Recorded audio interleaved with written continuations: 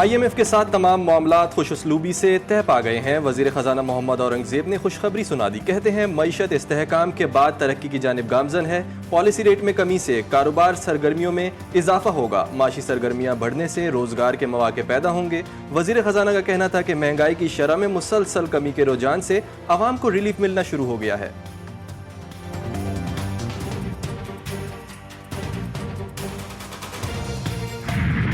شرح سود میں مسلسل تیسری مرتبہ کمی۔ اسٹیٹ بینک نے مانیٹری پالیسی کا اعلان کر دیا۔ مرکزی بینک نے شرح سود میں 2% کمی کر دی۔ شرح سود 19.5% سے کم ہو کر 17.5% ہو گئی۔ وزیر اعظم کا پالیسی ریٹ میں 2% کمی کا خیر مقدم۔ کہا پالیسی ریٹ میں کمی ملکی معیشت کے لیے خوش آئند ہے۔ معیشت پر سرمایہ کاروں کا اعتماد بڑھے گا۔ امید ہے آنے والے مہینوں میں افراط زر میں مزید کمی ہوگی۔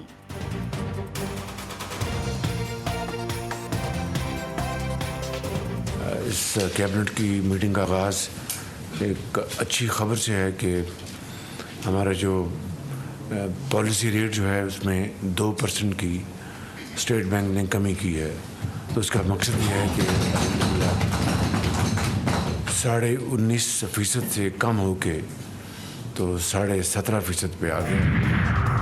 Federation of Pakistan commerce and industry اور کراچی چیمبر نے شرح سود میں کمی مسترد کر دی ہے۔ کہتے ہیں کہ شرح سود میں محض 2% کمی کا فیصلہ درست نہیں ہے۔ مہنگائی سنگل ڈیجٹ پر ہے تو شرح سود کو بھی سنگل ڈیجٹ پر ہونا چاہیے۔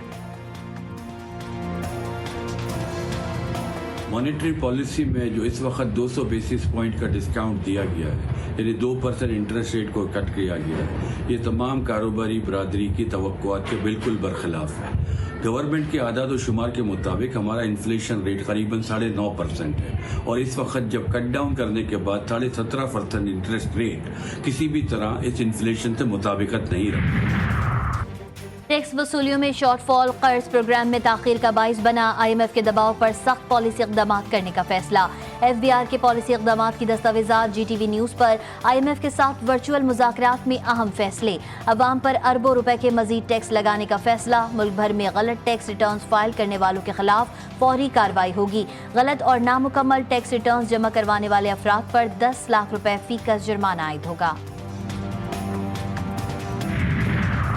اسلام آباد میں شنگھائی تعاون تنظیم کے وزرائے تجارت کا 23واں اجلاس۔ وزیر تجارت جام کمال کا خطاب۔ کہا پاکستان شنگھائی تعاون تنظیم کا اہم رکن SSO کے ایجنڈے کے لیے پرعزم ہے۔ استحکام اور خوشحالی کسی بھی معاشرے کی ترقی کا باعث بنتے ہیں۔ پاکستان تیزی سے ابھرتی ہوئی معیشت بن رہا ہے۔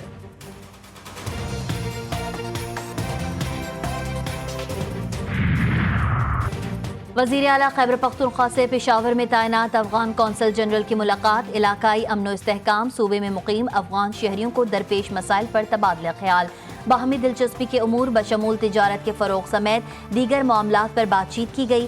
الیمین گنڈاپور کا کہنا تھا کہ سرحد پار لوگ لسانی، مذہبی، ثقافتی اور انسانی رشتوں میں بندھے ہیں۔ دہشت گردی کے خلاف جنگ سے دونوں اطراف کے لوگ مشکلات سے دوچار ہیں۔ وقت آ گیا ہے علاقے میں پائیدار امن کے لیے سنجیدہ کوششیں ہونی چاہیے۔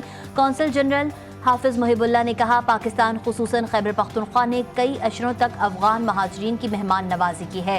ترقی کے لیے امن و امان بنیادی ضرورت ہے۔ دیکھیں ماحول کس طرح گدلا کیا جا رہا ہے۔ آج CM KP کا بیان آیا ہے کہ ہم خود جو ہے افغانستان سے مذاکرات کریں گے۔ یہ فیڈریشن کے اوپر ڈائریکٹ حملہ ہے۔ کوئی صوبہ جو ہے وہ کسی ملک کے ساتھ ڈائریکٹ مذاکرات نہیں کر سکتا۔ یہ کنٹینیوشن ہے اسی خطاب کی جو انہوں نے آج سے 4 دن پہلے جو ہے جلسے میں کیا۔ کوئی صوبہ براہ راست کسی ملک سے مذاکرات نہیں کر سکتا۔ وزیر اعلیٰ خیبر پختونخوا کا بیان زہر قاتل ہے۔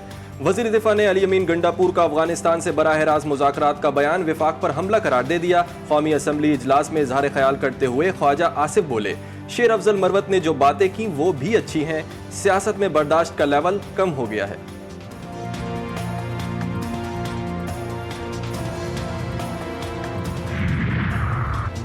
علی امین گنڈاپور کی سیاسی تربیت سامنے آ گئی ہے. کبھی نہیں چاہتے سیاسی یتیم سیاسی شہید بن جائیں.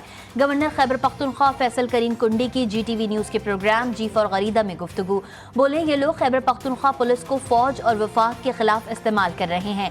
ماضی میں جن دہشت گردوں کو سپورٹ کیا تھا آج انہوں نے پھر ہتھیار اٹھا لیے ہیں. ان کے اپنے لوگ بتاتے ہیں کہ ہم کیا کارنامے کر رہے ہیں. پی ٹی آئی کے 10 اراکین کی پروڈکشن آرڈر پر اسمبلی اجلاس میں شرکت. گرفتار ممبران کا اسپیکر کے سامنے گرفتاریوں پر شدید تحفظات کا اظہار. پارلیمان کی حدود سے خلاف گرفتار کرنا خلاف ورزی ہے. ممبران کا موقف. معاملے کی انکوائری کے لیے کمیٹی تشکیل دے دی گئی. اسپیکر کی اراکین کو یقین دہانی. اسلام آباد ہائی کورٹ نے گرفتار رہنماؤں کا جسمانی ریمانڈ معطل کر دیا. اسپیشل ڈویژن بینچ ریمانڈ کے خلاف درخواست کو آج دیکھے گا.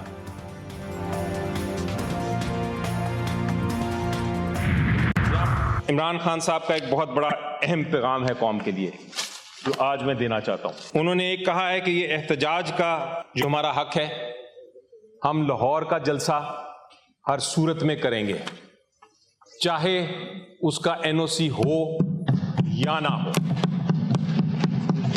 بہت ہو گیا برداشت, بہت ہو گیا طاقت کا استعمال ہمارے خلاف.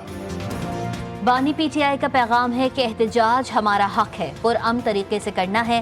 پی ٹی آئی سینیٹر علی ظفر کا سینٹ میں اظہار خیال. بولے ہم لاہور کا جلسہ ہر صورت میں کریں گے چاہے این او سی ہو یا نہ ہو. طاقت اختیار کے استعمال سے حکومت سمجھتی ہے کہ وہ بہادر ہے تو یہ غلط فہمی ہے. وزیر اعظم یا وزیر داخلہ میں سے کسی ایک کو استعفیٰ دینا ہوگا. میں ڈرتا ہوں اس دن سے حکومت کو اس سب کا سامنا نہ کرنا پڑے.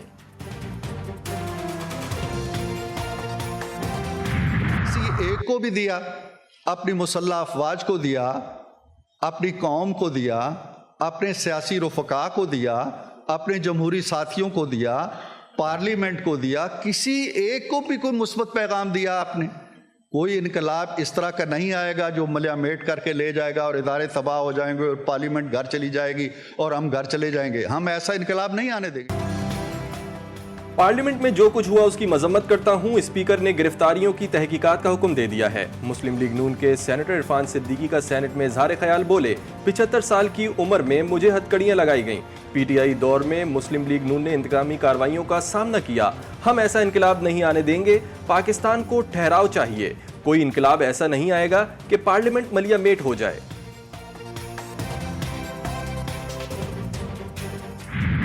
آج کا سوچو بھی نہیں, یہ پاسبل ہی نہیں ہے. عوام کے خلاف آپ نہیں جا سکتے. جو عوام کی آواز کے خلاف اٹھے گا آپ نے پہلے دیکھیں گے کہ اس سے حالات خراب ہو جاتے ہیں. اگر آپ نے بہتری کی طرف جانا ہے آپ نے لوگوں کی آواز کو سننا ہے.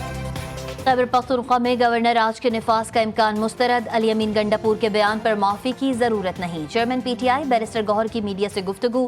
کہا ہمارے M N A Saadullah Baloch کو گھر سے اٹھایا گیا. اسپیکر کے سامنے معاملہ اٹھاؤں گا. کوشش کریں گے تناؤ سختیاں کم ہو, حالات بہتری کی طرف جائیں.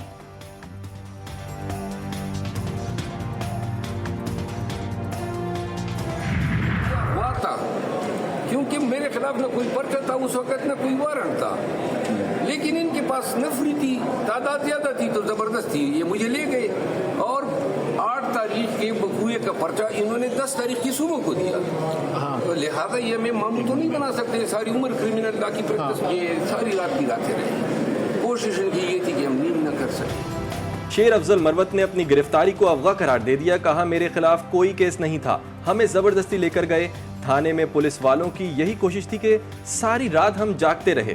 پی ٹی آئی رہنما علی محمد خان بولے پارلیمنٹ میں جو واقعہ ہوا اس کی تحقیقات بہت ضروری ہے. سیاست میں گرفتاریاں اور جیلیں ہوتی ہیں لیکن اس انداز میں کچھ نہیں ہوتا.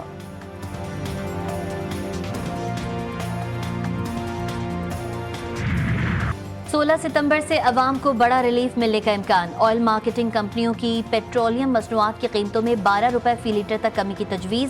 پیٹرول 11 روپے 71 پیسے فی لیٹر سستا کرنے کی سفارش. اوگرا پیٹرولیم مصنوعات کی قیمتوں میں کمی کی ورکنگ 15 ستمبر کو حکومت کو بھجوائے گی.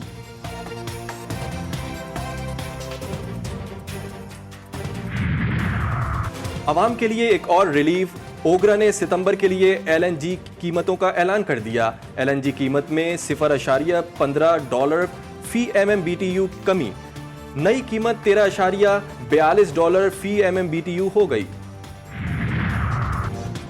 رحیم یار خان میں NA 171 پر ضمنی انتخاب، پولنگ کے بعد ووٹوں کی گنتی جاری۔ غیر حتمی غیر سرکاری نتائج کے مطابق پیپلز پارٹی کے امیدوار مخدوم طاہر رشید الدین نے میدان مار لیا۔ جیت پر جیالوں کا جشن، ڈھول کی تھاپ پر رقص، پاکستان تحریک انصاف کے حسان مصطفیٰ پیچھے۔ کراچی، حیدرآباد، لاڑکانہ اور سکھر میں موٹر سائیکل کی ڈبل سواری پر پابندی عائد، محکمہ داخلہ سندھ نے نوٹیفیکیشن جاری کر دیا۔ پابندی IG سندھ کی درخواست پر 13 سے 17 ستمبر تک عائد کی گئی۔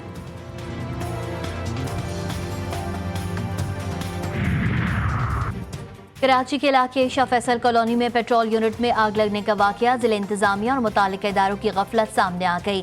شاہ فیصل میں 1 نہیں 5 پیٹرول پمپ یونٹس کی موجودگی کا انکشاف، مبینہ طور پر تمام پمپس کا ایک ہی مالک نکلا۔ آتش زدگی سے متاثرہ پیٹرول پمپ کو 16 سالہ ملازم چلاتا تھا۔ حادثے کے فوری بعد ضلعی انتظامیہ کی پھرتیاں، اسسٹنٹ کمشنر نے شاہ فیصل میں قائم دیگر 4 پیٹرول یونٹ سیل کر دیے۔